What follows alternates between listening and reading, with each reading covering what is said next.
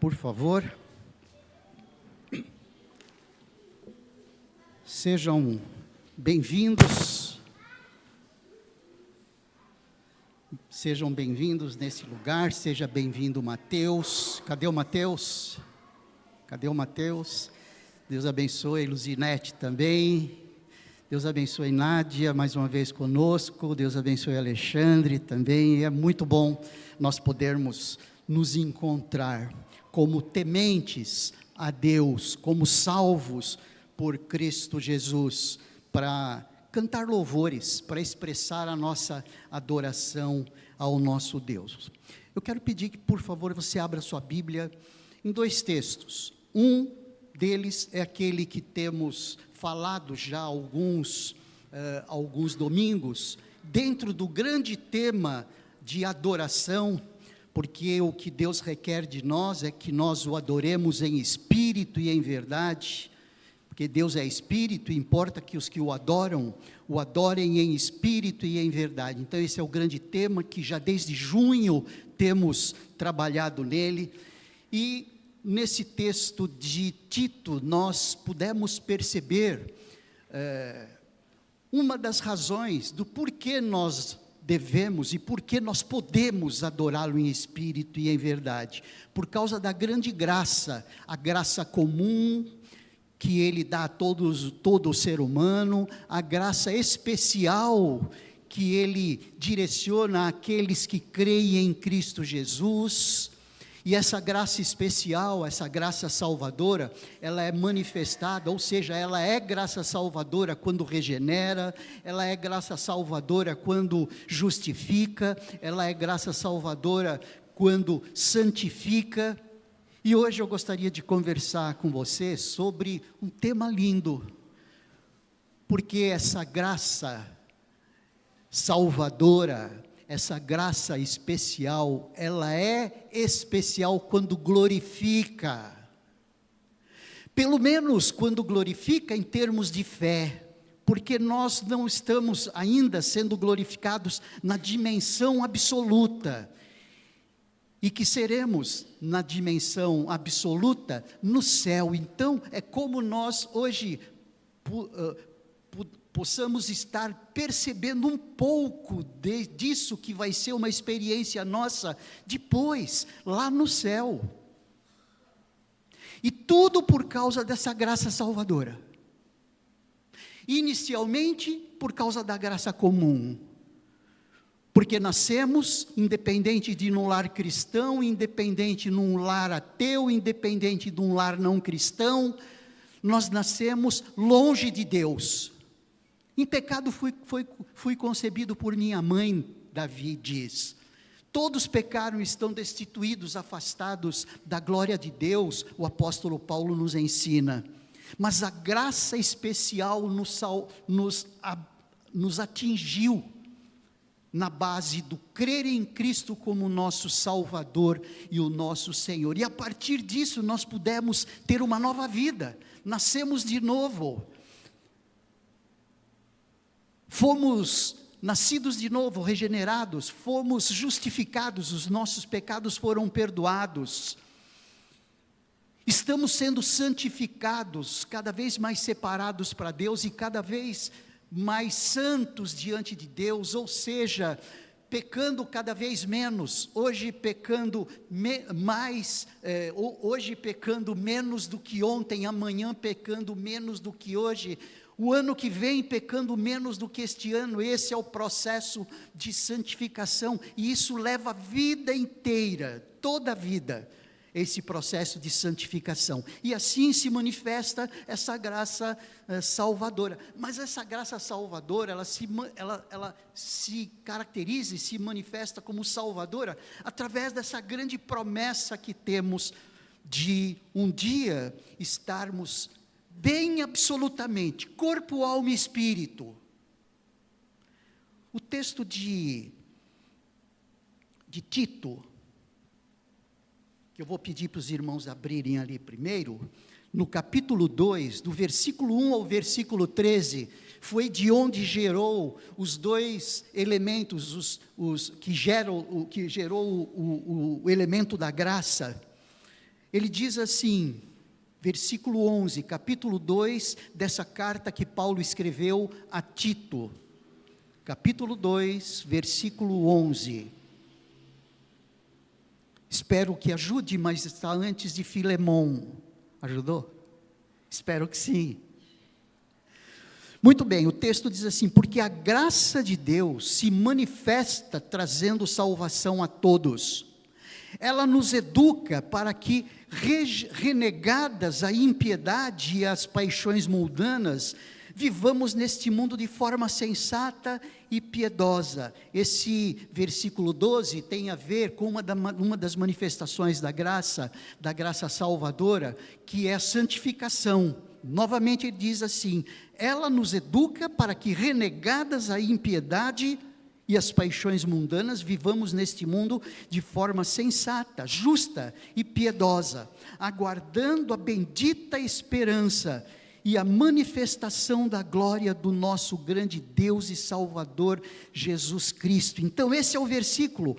Enquanto nós estamos nesse processo de santificação, esse processo de estarmos sendo moldados à semelhança de Cristo, enquanto isto, nós estamos olhando o nosso futuro eterno, com a base do versículo 13, aguardando a bendita esperança e manifestação da glória do nosso grande Deus e Salvador, Jesus Cristo. Por isso, o título dessa mensagem poderia ser esta: glorificação dos salvos, a bendita esperança.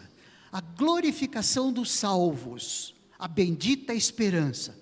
Esperança não é aquela do talvez, eu tenho alguma esperança. Não, é uma esperança tida como certa. Talvez a palavra esperança não reflita a completude do significado dessa palavra esperança, porque é como se nós estivéssemos vendo, como se nós estivéssemos percebendo essa esperança que temos de estarmos bem absolutamente. Hoje nós estamos bem espiritualmente falando, amém? Porque somos religados com Deus, na pessoa de Jesus, mas nós não estamos bem absolutamente no sentido emocional. Os nossos sentimentos não estão bem, os nossos pensamentos não estão bem, as nossas vontades não refletem os benefícios que Deus tem nos dado, e o nosso corpo também não está bem, porque se o nosso intelecto não vai bem, se as nossas emoções não vão bem, se os nossos pensamentos não vão bem, se as nossas vontades não estão boas, o nosso corpo também não está, porque o nosso corpo é reflexo de tudo aquilo que nós temos imaterialmente falando na nossa mente, os nossos sentimentos, os nossos pensamentos, as nossas vontades, o nosso intelecto não está bem. Mas vai haver um momento em que tudo isso está bem, o nosso corpo plenamente restaurado, sem dor, sem doenças, sem choro, as nossas emoções plenamente restauradas, absolutamente restauradas, onde nem os psicólogos, nem os psicanalistas conseguem perceber, porque faz parte do absoluto, o quanto tudo isso será maravilhoso. Então, por isso, a ideia de glorificação, sabe aquela ideia de recebermos a coroa da glória? Recebermos a coroa da vitória, ou seja, consolidada uma luta, consolidado um esforço, através de uma corrida, através de algum esforço qualquer, ou seja, o momento em que nós recebemos o diploma, o momento em que nós recebemos o reconhecimento, e tudo isso num plano e num âmbito espiritual. Glorificação dos salvos é a maior e a melhor manifestação da graça salvadora. Eu quero repetir isso, porque isso passa a ser como se fosse uma tese de tudo aquilo que nós vamos falar aqui. A glorificação dos salvos é a maior e a melhor manifestação da graça salvadora. Por quê? Porque ela é completa. É completa no corpo, é completa na alma e é completa no espírito. Por isso, ela é a maior e a melhor manifestação da graça. Nós viveremos a experiência de uma ressurreição, tal qual a ressurreição de Jesus. Só para a gente poder perceber o que significa a restauração do nosso corpo. Eu vou pedir que você abra a sua Bíblia em 1 aos Coríntios, o apóstolo Paulo, escrevendo ao povo de Corinto, no capítulo 15,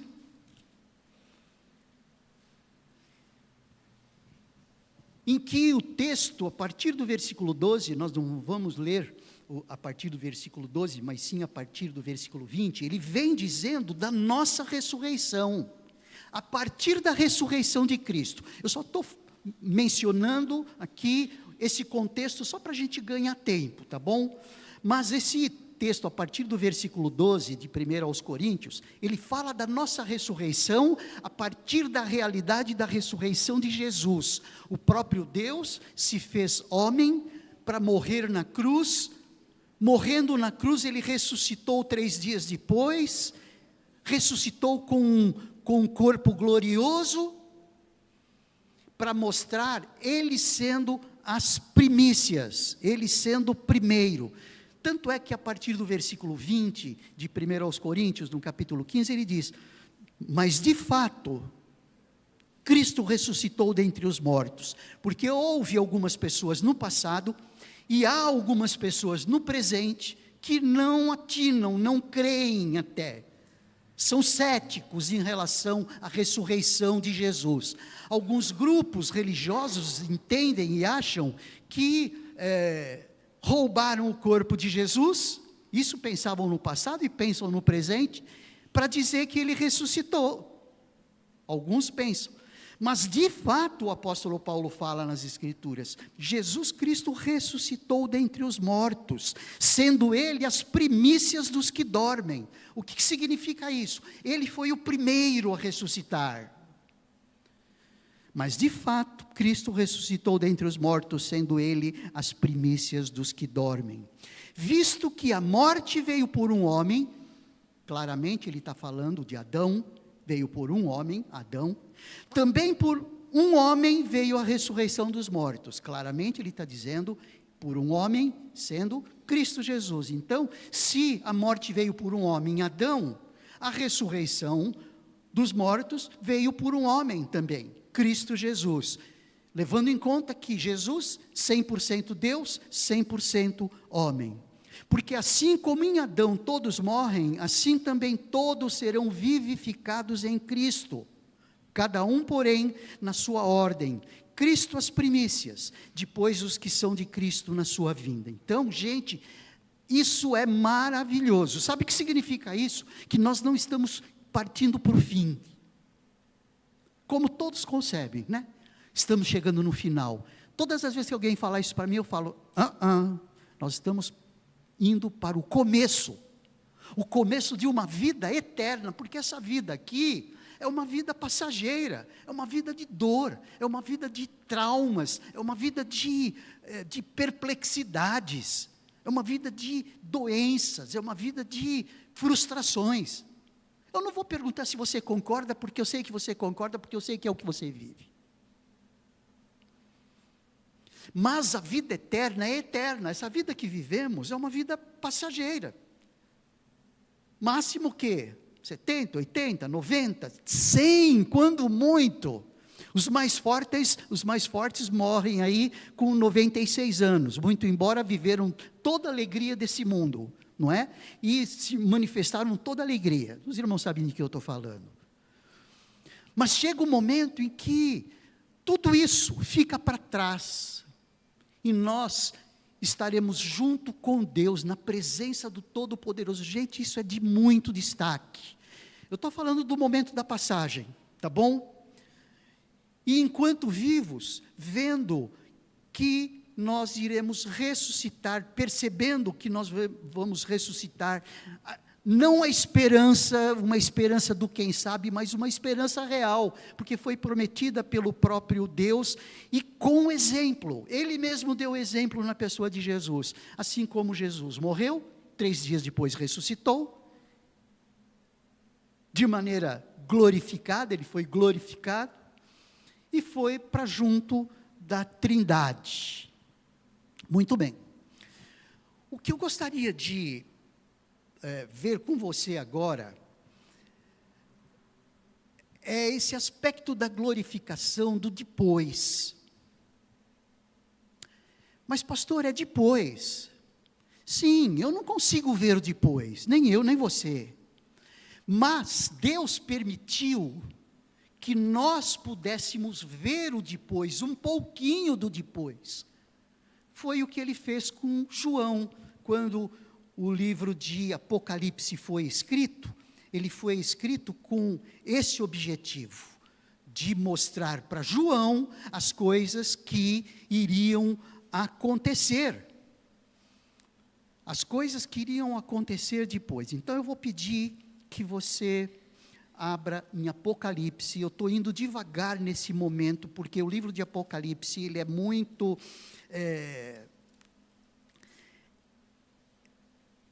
incompreensível por algumas pessoas, e realmente ele é, para algumas pessoas mais, mas o Senhor nos dá uma percepção muito clara, aí do livro de Apocalipse. Olha só o que diz o capítulo 1 do livro de Apocalipse.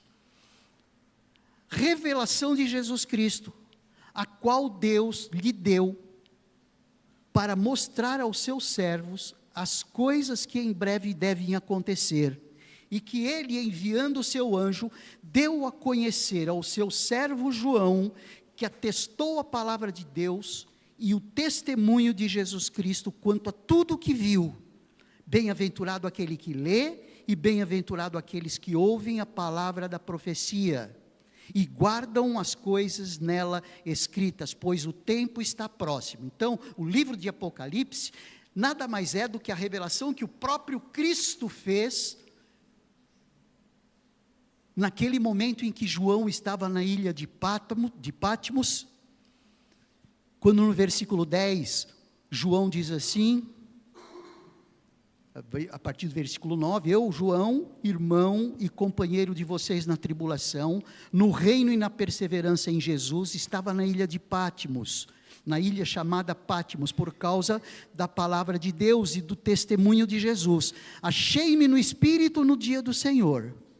Ele se refere ao primeiro dia da semana, que é o domingo. Achei-me no Espírito no dia do Senhor, e ouvi atrás de mim uma voz forte, como de trombeta, dizendo, escreva no livro o que você vê, e mande-o às 7 igrejas, Éfeso, Esmirna, Pérgamo, Tiatira, Sardes, Filadélfia e Laodiceia. Voltei-me para ver quem falava comigo, e ao me voltar vi 7 candelabros de ouro, e no meio dos candelabros um semelhante a um filho de homem, com vestes talares, cingido à altura do peito com um cinto de ouro. A cabeça e os cabelos dele eram brancos como alva lã, como neve. Os olhos eram como chama de fogo. Os seus pés eram semelhantes ao bronze polido, como que refinado numa fornalha. A voz era como o som de muitas águas. Na mão direita ele tinha 7 estrelas, e da sua boca saía uma afiada espada de 2 gumes. O seu rosto brilhava como o sol na sua força. Quem será? Irmãos, quem será? Ao vê-lo, ou seja, quando João o viu, caía aos seus pés como morto, porém ele pôs sobre mim a mão direita, dizendo, não tenha medo, eu sou o primeiro e o último, aquele que vive. Estive morto, mas eis que estou vivo para todo sempre, e tenho as chaves da morte e do inferno. Dá para identificarmos quem é o alfa e o ômega, quem é o princípio e o fim, quem é que desde a eternidade estava com Deus. João 1:1, Jesus. Estive morto, mas eis que estou vivo para todo sempre, e tenho as chaves da morte e do inferno. Escreva, pois, as coisas que você viu, as que são e as que hão de acontecer depois destas. Quanto ao mistério das 7 estrelas que você viu na minha mão direita, e quanto aos 7 candelabros de ouro que vimos há pouco atrás, ele explica o que é. As 7 estrelas são os anjos das 7 igrejas que, supostamente, de maneira geral, os teólogos entendem como os pastores dessas igrejas. E os 7 candelabros são as 7 igrejas. As 7 igrejas que representam todas as igrejas de todos os séculos, que são representadas por essas 7 que ele mencionou ali no versículo 11. Éfeso, Esmirna, Pérgamo, Tiatira, Sardes, Filadélfia e Laodiceia. Muito bem. Esse Apocalipse de João, que chama tanto a atenção de tantas pessoas e que nós pudemos estudar no ano de 2020, durante 6 meses, estudamos todos os 22 capítulos aí de Apocalipse. E nós hoje vamos ver um pouquinho dele no capítulo 14. Mas só relembrando você que as coisas que são vistas até o capítulo 3, 1, 2 e 3, tem a ver com o aqui e agora, tem a ver com as igrejas. Tanto é que são nesses capítulos 2 e 3 que se menciona os motivos dessas cartas que Jesus pediu, Jesus ordenou que João escrevesse a essas 7 igrejas. E nós vemos no capítulo 2 e no capítulo 3 o corpo dessas cartas às igrejas. Mas a partir do capítulo 4, guardem isso porque essa é uma divisão importante, do capítulo 4 até o final, a visão de João deixa de estar aqui, nessa dimensão, e partem para uma outra dimensão, a dimensão do céu. Tanto é que no capítulo 4, no versículo 1, ele diz: depois destas coisas, ou seja, depois destas questões, as igrejas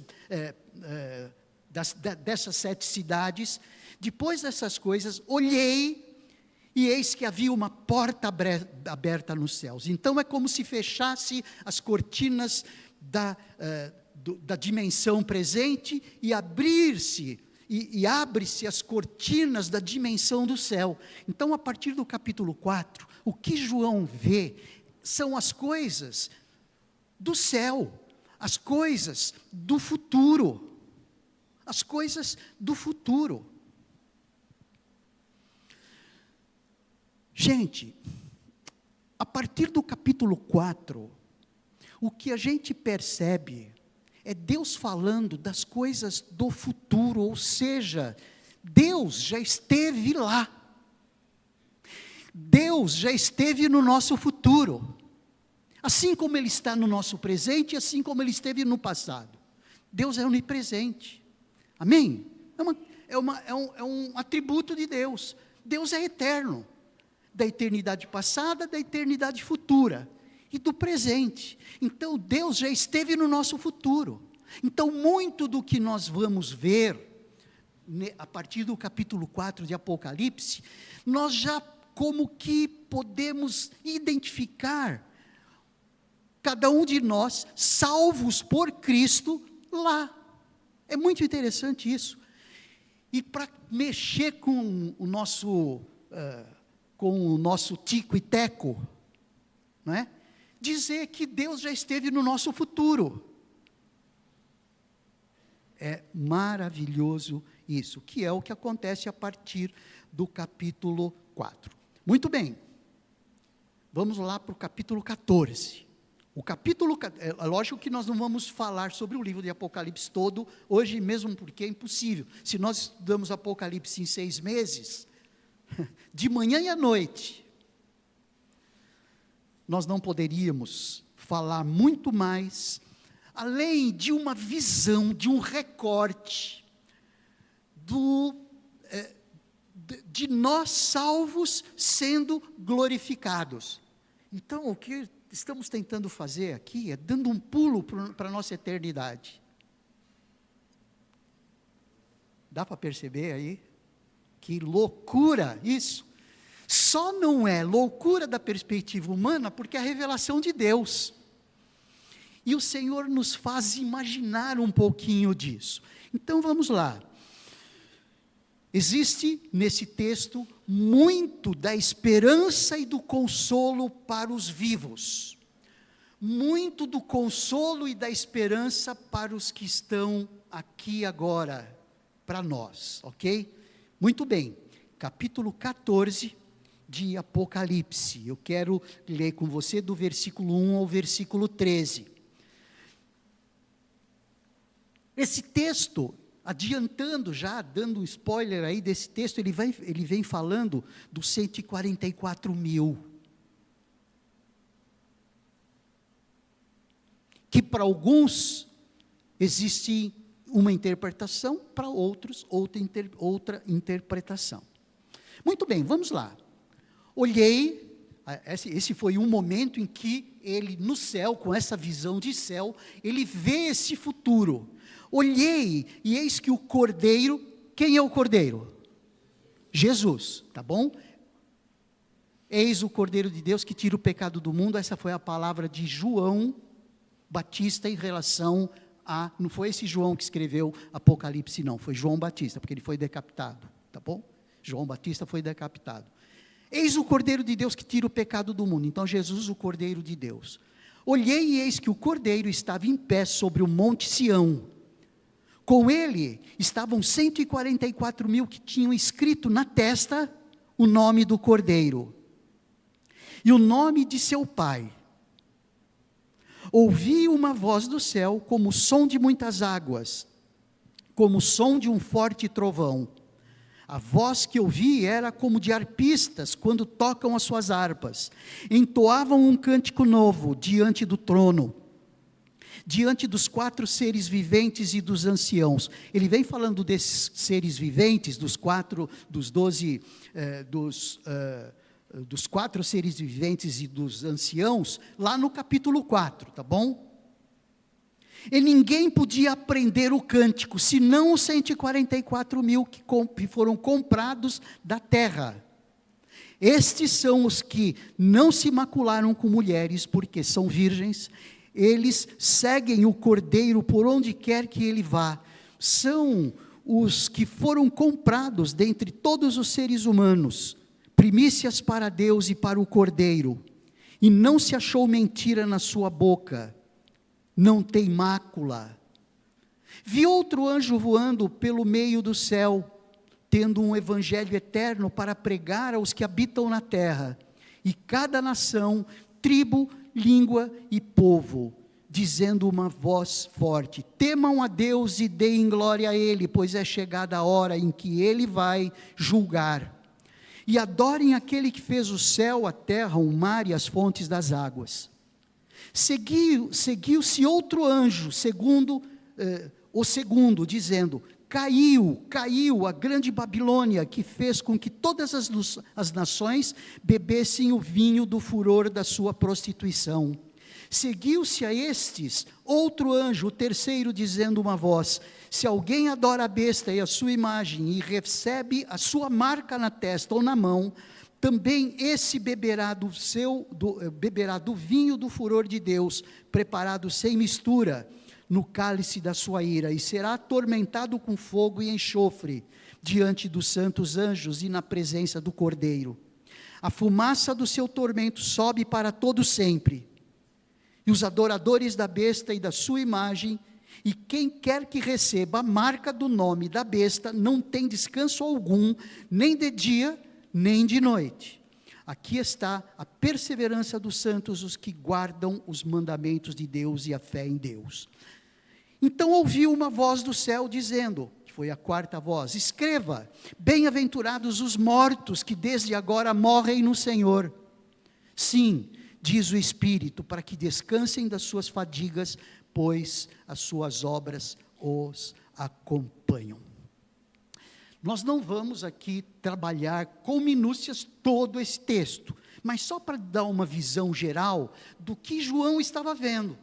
Então João viu aqueles que foram glorificados e viu aqueles que não creram em Jesus, aqueles que foram destinados a adorar a besta, porque quem não crê em Jesus não tinham a marca de Deus, e aqueles que creem em Jesus tinham a marca de Deus. Só para esclarecer um pouco essa questão da marca, antes de nós falarmos aí sobre esses 144 mil, dizendo assim, com eles estavam 144 mil que tinham escrito na testa o nome do Cordeiro. Então esses, dos 144 mil, tinham escrito o quê? A marca do Cordeiro, o nome do Cordeiro e o nome de seu Pai, o nome de Deus. Eu vou pedir que você vá um pouquinho ali atrás no capítulo 7 de Apocalipse, só para a gente poder entender um pouquinho isto. Capítulo 7 de Apocalipse, ali no versículo 3 e 4, que isso já vai esclarecer algumas coisas importantes.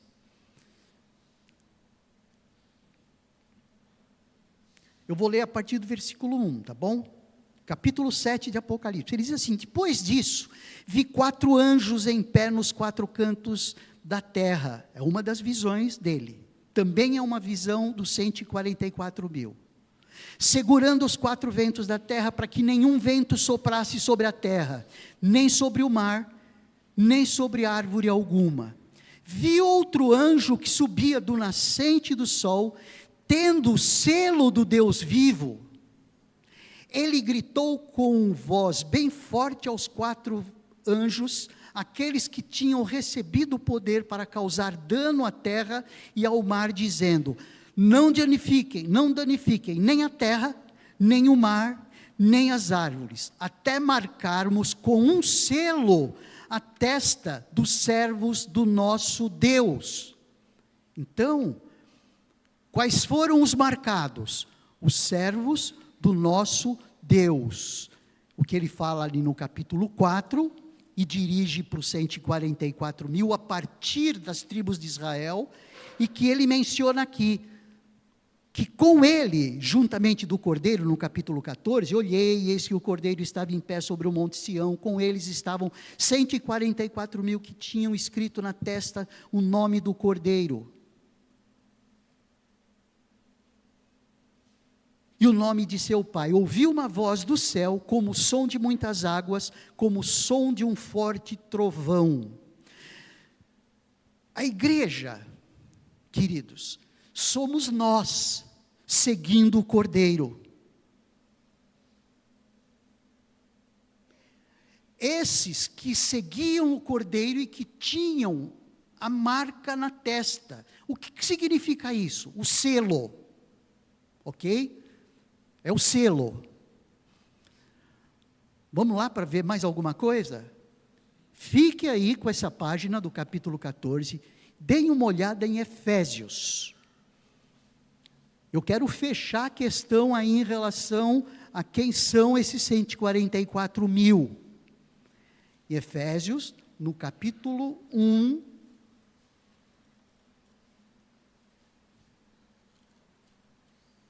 que o pastor Fernando já fez menção ali, no momento de oração. Efésios, capítulo 1.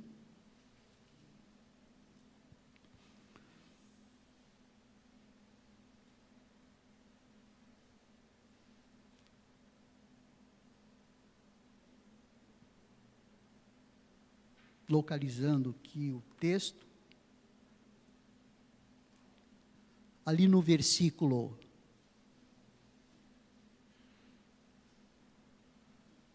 vamos ver aí a partir do versículo 9, quando ele diz, ele nos revelou o mistério da sua vontade, segundo o seu propósito, que ele apresentou em Cristo, de fazer convergir nele, na dimensão da plenitude dos tempos, todas as coisas, tanto as do céu, quanto as da terra. Em Cristo fomos também feito herança, predestinado segundo o propósito daquele que faz todas as coisas, conforme o conselho da sua vontade, a fim de sermos para louvor da sua glória, nós os que de antemão esperamos em Cristo. Nele também vocês, depois que ouviram a palavra da verdade, o evangelho da salvação, tendo nele também escrito, receberam o selo do Espírito Santo da promessa. O Espírito é o penhor da nossa herança, até o resgate da sua propriedade, em louvor da sua glória. Então, o que nós vemos aqui, nesse versículo 13, é que aqueles que estão em Cristo, receberam o selo.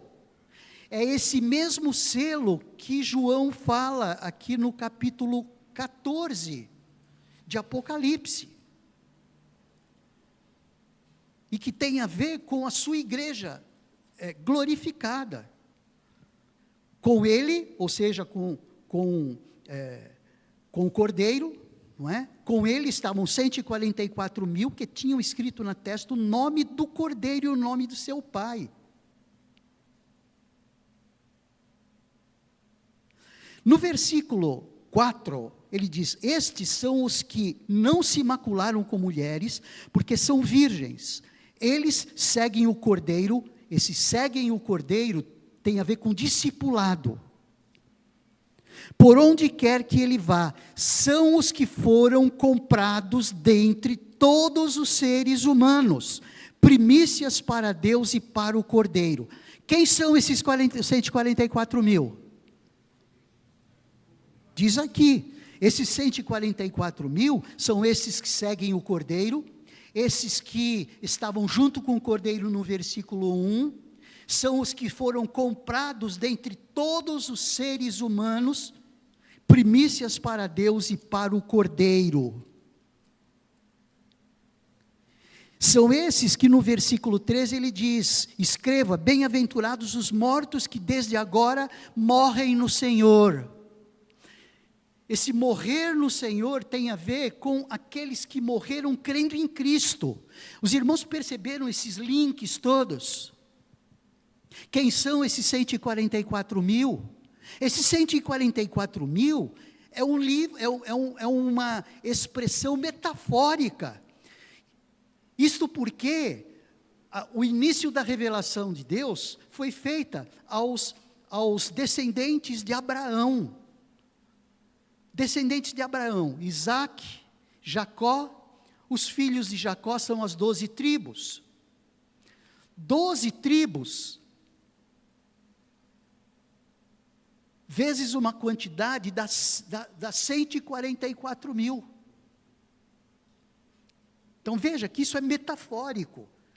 E mesmo porque 144 mil é um número extremamente pequeno para aqueles que receberam Jesus em todos os tempos. E essa é uma visão, por isso é que eu disse há pouco, sabe quem é que ele vê aqui seguindo o Cordeiro? É você, Fernando, que estava dentro desses. É você, Janaína. É você, Ana Paula. É você que crê em Cristo Jesus, sendo visto aqui. Olhei e eis que o Cordeiro estava em pé sobre o monte, com ele estavam 144 mil, eu estava lá. Gente, isso é maravilhoso. Isso mantém o nosso alicerce de fé, isso mantém o nosso compromisso ético com Deus, isso mantém o nosso consolo e a nossa esperança.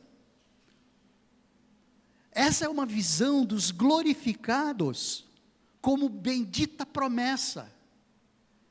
Veja, até agora nós falamos da nossa realidade enquanto nascidos de novo, da nossa realidade enquanto justificados, da nossa realidade enquanto em santificação, mas aqui nós estamos vendo nós, lá na frente, lá no futuro, porque Jesus já esteve no nosso futuro. Aliás, eu até mudo um pouco, Deus está no nosso futuro, assim como Deus está presente hoje, assim como Deus está presente desde a eternidade, da eternidade passada. Então nós vemos aí uma visão de nós mesmos, uma visão de nós mesmos. Nós vimos isso lá no capítulo 7 de Apocalipse. Estamos trabalhando bem por cima tudo isso. Nós vemos aí, nós, a igreja, comprados dentre todos os seres humanos, primícias para Deus, o Cordeiro, como no versículo 4, e que ressaltamos. Estes que seguem o Cordeiro para onde ele vai. Uau! Olha só, olha que realidade espiritual. Olha aí você olhando o teu futuro. Olha aí você se vendo ali entre esses 144 mil, mesmo que sendo de maneira metafórica.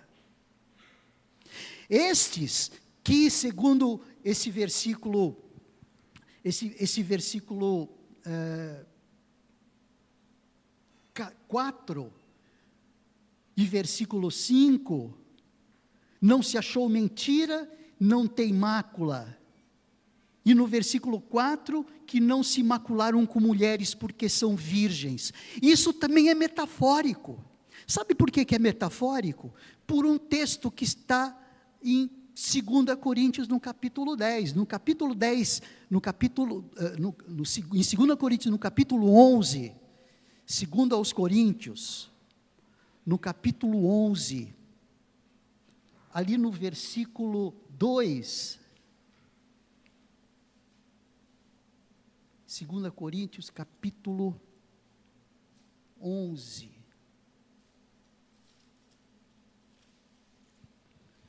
versículo 2, quando ele diz ali, versículo 1, ele diz assim: eu gostaria que vocês me suportassem um pouco mais na minha loucura, portanto, suportem-me. Tenho zelo por vós, com o zelo que vem de Deus, pois eu preparei vocês para apresentá-los como virgem pura, a um só esposo que é Cristo. Percebe como essa virgindade não é a virgindade literal, é a virgindade metafórica aqui, da mesma forma como Paulo, no seu ministério, ele preparava a igreja para se apresentar pura, porque a igreja é o que de Cristo? É a noiva de Cristo, noiva de Cristo, e que na grande ceia, não é, nos céus, aquela que Jesus prometeu logo depois que instituiu a ceia, a próxima ceia será no céu. Essa ceia vai ser o momento em que a igreja será apresentada a Cristo, assim como uma virgem pura, pelo menos deve ser, no sentido literal, mas como uma virgem pura é apresentada ao seu noivo. Perceberam isto? A pureza, só que é uma pureza pura, é uma pureza espiritualmente pura, porque será apresentada nos céus, onde não tem pecado. Nos céus não há pecado. Portanto, esse texto aqui do capítulo 14 de Apocalipse, que fala da virgem pura, é metafórico, dizendo que é a noiva sendo apresentada aí ao Cordeiro. Zelo, gente, zelo significa preocupação profunda com alguém, interesse de bem-estar do outro. A ideia aqui é alta qualidade moral. Não se achou mentira, engano na sua boca, sem mácula. Ou seja, a santificação perfeita. Por isso é que nós estamos em processo de santificação, onde a santificação plena nós vamos atingir depois, na glorificação. Percebem o grau de beleza da igreja nesse tempo de glorificação? E ali no versículo 3 diz que aqueles que estavam com o Cordeiro cantavam um cântico novo.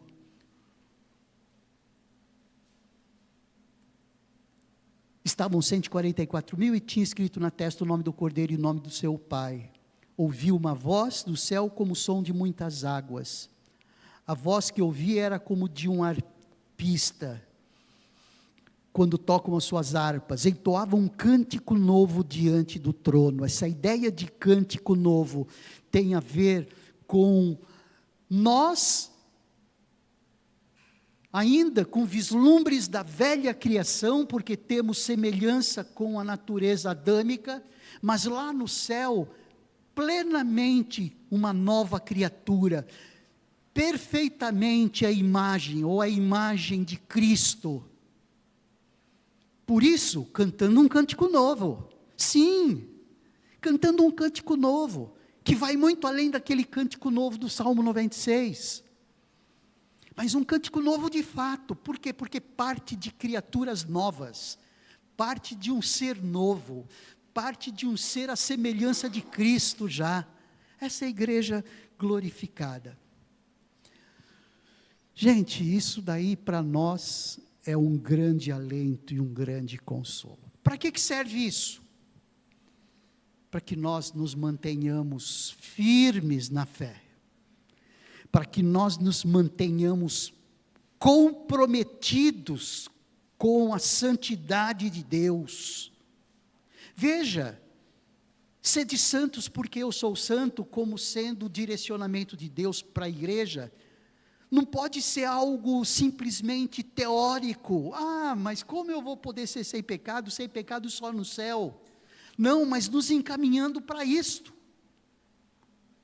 Estamos num processo. Lembram daquelas colocações? Amanhã melhor do que hoje, semana que vem melhor do que essa semana, mês que vem melhor do que este mês, ano que vem melhor do que este mês. Por quê? Porque vai chegar um momento em que esta santidade vai ser absoluta. Não vamos concluir isso na terra, tá bom? Mas ali no céu, onde essa visão de João vai ser uma realidade para mim e uma realidade para você. Quando Deus diz assim, Deus é Espírito, e importa que os que o adorem em espírito e em verdade, Ele quer dizer, plena consciência de tudo isso que nós temos falado, plena consciência desse privilégio aqui.